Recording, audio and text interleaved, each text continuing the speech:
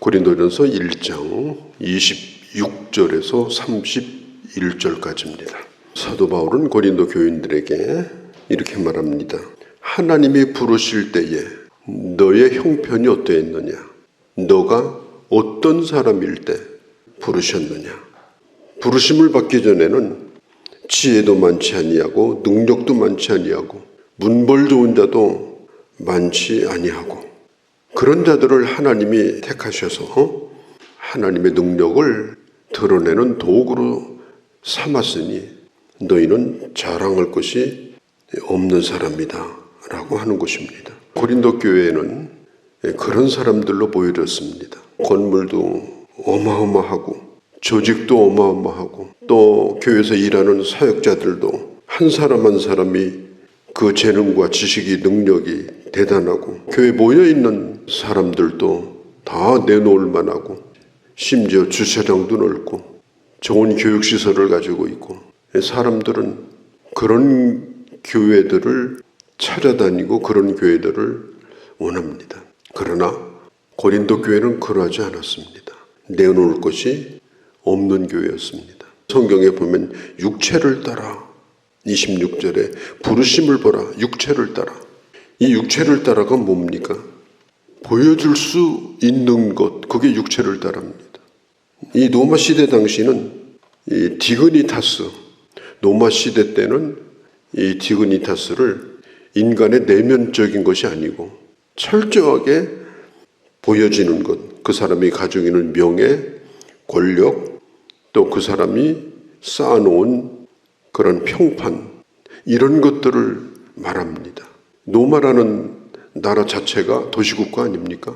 각 지역마다 큰 도시들이 있고 그 도시들이 국가를 이룬 건데 고린도는 그때 당시 광역도시였습니다. 요즘으로 말하면 메트로폴리탄이에요.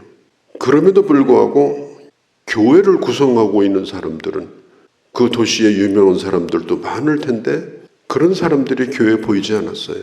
노예 출신, 노예였다가 해방된 사람, 소상공인들, 그 다음에 아주 평범한 그런 사람들, 내놓을 곳이 없는 사람들. 그래서 사도 바울이 육체를 따라 이렇게 말합니다. 사람들은 그때 당시 눈에 보이는 것을 얻기 위해서 그야말로 혈안이 되어 있던 도시가 바로 고린도예요. 지금도 고린도에 가면 그 도시 유적이 어마어마합니다. 그리고 유명한 사람들도 많았습니다. 그런데 고린도 교회는 그러하지 못했습니다. 여기 보니까 많지 아니하도다 26절에 이 많지 아니하도다라는 말은 드물다, 적다 그런 뜻이 아니에요. 본래 뜻은 거의 없다 그런 뜻이에요.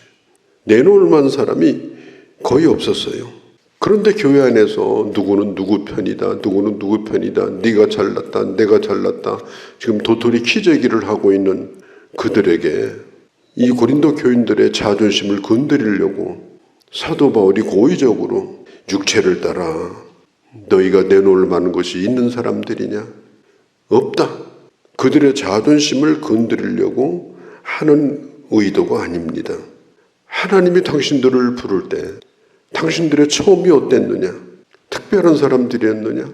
그리고 하나님이 당신들을 부를 때 당신들이 잘난 것을 참고해가지고 그걸 보고서 하나님이 부르셨느냐? 28절에 없는 것들 없다고 그랬어요. 얼마나 없느냐? 아예 없다. 그러면 하나님이 우연히 실수로 해서 사람을 잘못 뽑아가지고 그런 사람을 교회 구성원이 되게 했느냐? 아니라는 겁니다. 어리석은 자를 불러서 지혜로운 자를 부끄럽게 하시려고 약한 자를 불러서 강한 자를 부끄럽게 하시려고 세상의 지혜나 권력이 구원받는 영원한 생명을 얻는 일에 있어서 절대로 그것이 조건이 되거나 그것이 수단이 될 수가 없다는 사실을 하나님께서 보여주시려고 그런 자들을 하나님이 부르셨습니다. 사실 고린도 교회도 이름 있는 사람이 몇 사람 있었어요. 로마서 16장에 보면은 가이오 같은 사람 식주인입니다. 돈이 많은 사람이고 교인들을 늘 다 먹이던 그런 가이오 같은 식주인도 있었고, 또 에라스도 같은 사람, 고린도의 재물을 담당하는 고급 관리였습니다. 또 그리스보 같은 사람들, 이런 사람들이 있긴 있었어요. 그러나 그 외에는 대부분은 그냥 평범한 그런 사람들입니다. 그런 너희가 아니었더냐. 그런데 신앙생활을 오래 하다 보니까 또 교회에서 이상하게 패가 갈라지고 잘난 사람 줄 뒤에 서가지고 본인이 잘났다고 착각을 하고, 나는 누구한테 세례받았어. 난 누구한테 누가 내 결혼 주례를 했어. 나는 무슨 직분을 받았어. 이러고 다닌단 말이죠. 자기 과거는 다 잃어버리고, 그리고 절대로 자기 과거 얘기는 안 해요. 이미 교회 와서 신분 세탁을 다 해버렸어요. 그리고 목에다 힘주고 아주 그럴듯한 사람 노릇을 하거든요. 그렇게 하지 말라는 겁니다. 하나님이 너희들을 부를 때 어떤 사람이었느냐, 그걸 잃어버리지 말라. 그러면 고린도 교인들만 그러냐? 우리들도 그렇고 예수님이 제자들을 부를 때도 마찬가지입니다. 예수님 시대에 잘난 사람이 없어가지고 그런 제자들을 불렀겠습니까? 잘난 사람이 많았습니다. 똑똑한 사람이 많았습니다. 겨우 내놓을 만한 게 사람들에게 지탄을 받는 세리 출신 마태 이런 사람들, 또 아주 성질 고약해가지고 열 잘 받는 베드로 같은 사람들, 도무지 속을 알 수 없는 가룟 유다 같은 사람들, 그런 사람들이 모여가지고 제자들이 됐어요. 쭉 줄 서서 다니면 아무도 누가 바라보지도 않아요. 그러면 주님이 보는 눈이 없어서 그런 사람을 불렀느냐는 거예요. 그런 사람을 제자로 불렀기 때문에 우리 같은 사람도 부르신 겁니다. 우리 같은 사람에게도 직분을 주신 겁니다. 우리 같은 사람을 모이게 해서 하나님의 교회가 되게 하신 겁니다. 부끄러운 교회도 없고 부끄러운 사람도 없는 겁니다. 왜? 주님이 부르셨기 때문에. 30절에 보면 너희는 하나님으로부터 나서, 전에는 죄인이었는데, 전에는 하나님과 원수였는데 하나님의 자녀가 되게 하셨어요. 하나님으로부터 나서 예수 그리스도로 말미암아 지혜와 의로움과 거룩함과 성량함, 구원이 되게 하셨다. 그렇기 때문에 너희는 이제는 자랑하지 말라. 이 자랑하지 말라는 말은 단순히 그냥 칭찬받고 싶어서 나 이거 참 잘하지 않았느냐, 그것까지는 괜찮아요. 자랑하지 말라는 것은 자기에게 영광을 돌리는 거예요. 내가 대단한 사람인 것처럼, 내가 본래 그런 사람인 것처럼 그렇게 하지 말라. 사실 사도 바울은 자랑할 게 많지 않았습니까? 최고의 학식을 가진 가말리엘의 제자입니다. 세계의 유수대학에서 가장 훌륭한 교수의 수제자가 된 거예요. 누구도 못 건드립니다. 바울은 주류에 속한 사람이에요. 비주류가 아니에요. 종교적으로도 바울은 바리새인이었습니다. 자기가 흠잡으려도 스스로가 흠잡을 게 없는 사람이었어요. 그런데 주님이 그 바울을 부르셨습니다. 억지로 꺾으셨습니다. 그래서 그는 나중에 난 모든 것을 나는 배설물처럼 여기고 오로지 나는 주님에게 발견되는 사람이 되기를 원한다. 이게 무슨 얘기예요? 주님이 알아주는 사람, 주님이 인정해주는 사람, 나는 그런 사람이 되기를 바란다. 그러면서 그는 하나님이 허락하시니 가시도 은혜로 받아들였어요. 왜?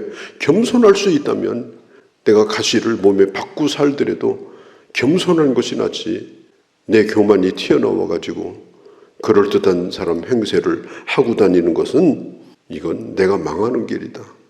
그러므로 가시도 은혜다. 이렇게 생각하고 살았어요.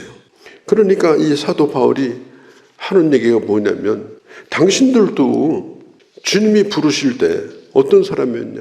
사람들은 잘난 사람에 붙어가지고 잘난 노릇을 하려고 하잖아요. 나는 대단한 사람이 아니다. 그리고 베드로도 마찬가지고 아볼로도 마찬가지다. 자랑하지 말라. 이 모든 자랑은 다 헛된 거다. 자랑하는 자는 주 안에서 자랑해라. 제가 가지고 있는 책 가운데 자랑하라 라는 책이 있어요. 그건 기독교 서적이 아닙니다. 그 절을 읽어보면은 진흙 들고 기죽어서 살지 말라는 겁니다. 자기가 누구인가, 자기 정체성을 가지고 사는 건 대단히 중요한 거예요. 그러나 하나님의 은혜와 하나님의 베푸신 것들을 마치 자기가 본래 그래서 그런 것처럼 행세하고 다니는 것은, 그것은 자기 정체성이 없는 거예요. 그냥 착각하고 사는 거예요. 오늘 성경은 2번이나 반복합니다. 29절에 하나님 앞에서 자랑하지 못하게 하시려고, 29절 앞에 이는 이렇게 말하죠. 29절 앞에 이는이라는 말은 뭐냐면 이렇게 하셔서, 이런 뜻이에요. 연약하고 부족한 자들을 불러서 이렇게 하셔서 아무 육체도, 아무리 그럴듯한 외면을 가지고 있다 하더라도, 그럴듯한 허우대를 가지고 사는 사람이라 할지라도 아무 육체도 이제는 하나님 앞에서 자랑하지 못하게 하려 하심이라. 31절에 자랑하려고 한다면 주 안에서 자랑해라. 나의 나됨이 하나님의 은혜라고. 존재감도 없는 우리를 하나님의 자녀라는 존재로 만드신 것에 대해서 주 안에서 자랑해라. 그것이 간증이 되게 해라. 그것이 하나님 앞에 영광이 되게 해라. 그것이 아니면 하지 말라. 주님이 그걸 말씀하고 있습니다. 사람들을 만나보면 절대로 자기 얘기를 안 하는 사람들이 있어요. 물론 사람은 다 상처가 있고 숨기고 싶은 얘기가 있겠죠. 또 자기 집안 얘기도 절대 안 해요. 말하고 싶지 않겠죠. 그것까지는 괜찮아요. 그런데 내가 누구를 안다는 얘기는 입이 침이 맞도록 해요. 내가 누구도 알고 오다 가다 명함 한 장 받았겠죠. 누구를 안다는 걸 자랑하는 건 왜 그래?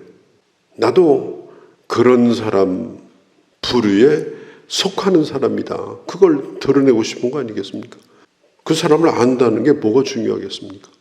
인간관계라고 하는 것은 가까워졌다, 멀어졌다, 혹은 잊어버리고 그러고 사는 건데, 어느 한때 알았던 것이 그게 대단한 것이 아닙니다. 내세울 만한 만남이라는 건 없는 겁니다. 결국은 사람은 혼자 남는 거예요. 하나님 앞에서. 그러니까 우리가 구태여 자랑할 것이 있다면 주 안에서 자랑해라. 뭘? 나의 나됨을. 나의 부르실 때가 어떤 나였고 하나님이 그런 나를 어떻게 은혜를 베풀었고 오늘 나의 나됨이 얼마나 감사한 것인지 말하려면 구태여 그걸 말하라. 이 말씀을 우리가 깊이 생각하고 오늘도 주님을 자랑하면서, 오늘도 주님을 높이면서 지내는 귀한 한날이 되어주시기를 바랍니다. 걸어가신 우리 아버지, 너희를 부르심을 보라. 육체를 따라 아무것도 없는 자였더니 이제는 주님 앞에서 자랑할 것이 있게 하신 하나님의 은혜를 자랑하라. 나의 나됨을, 이제까지 지내온 것을, 내가 이러는 사람이었는데 오늘 이렇게 만들어주신 하나님의 은혜를 부끄러움 없이 자랑하고 하나님께만 영광을 돌리고 그렇게 살아가는 저희가 되도록 은혜 베풀어 주시옵소서. 내 속에 있는 것들이 밖으로 드러나려고 할 때 하나님, 이 모든 것들을 주님 눌러주시고 오직 하나님의 은혜만 말하고 하나님 하신 일만 간증하고 하나님 앞에만 영광을 돌리는 그런 저희가 되게 하시고, 또한 우리 교회도 그러한 교회가 되게 하여 주옵소서. 우리 주 예수님의 이름으로 기도하옵나이다. 아멘.